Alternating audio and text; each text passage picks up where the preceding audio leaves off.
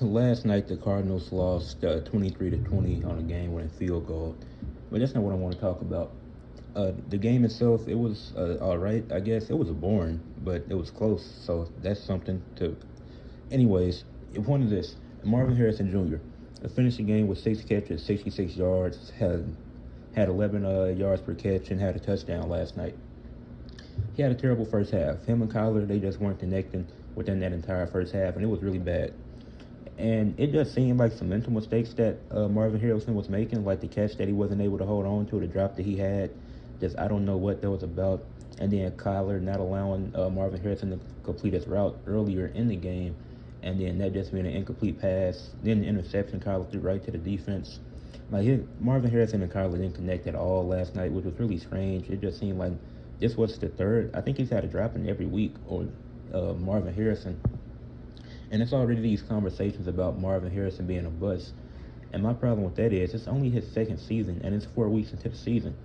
Not everybody is going to look the best within the first 4 weeks of the season. Like the Cardinals are 2-2 so far.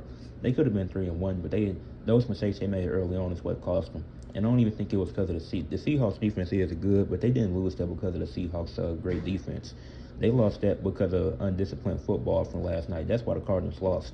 It was really their offense and the play calling, which was ass. And James Conner being out for the season, which that sucks for the Cardinals because Kyler Murray led them in rushing. But to call Marvin Harrison a bust after he's struggling the first few weeks, that's crazy to me, because you don't see that with many. You always see this with younger talent, but if a star receiver does this, it's going to be looked at as, oh, we still struggling to start the season. It's like you're not even giving these guys a chance to prove themselves. He only played, 20 or some games at this point, because he just had his rookie season last year.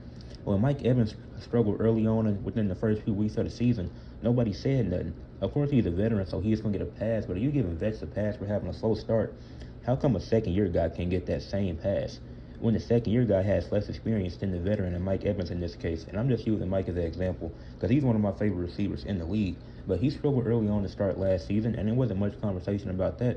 He ended up picking it up. He had an injury as well, but it's like, if you're making a pass for these older guys, how come a younger guy like Marvin Harrison doesn't get a pass?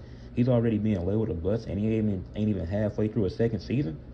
You have to give, and this is why I like to take a 3-year time frame, because it really gives the guys a chance to prove that maybe they could do something more, maybe they won't. But 3 years, I feel like it's the best time to give somebody, and if they don't do nothing in that 3 years, then we can have that conversation.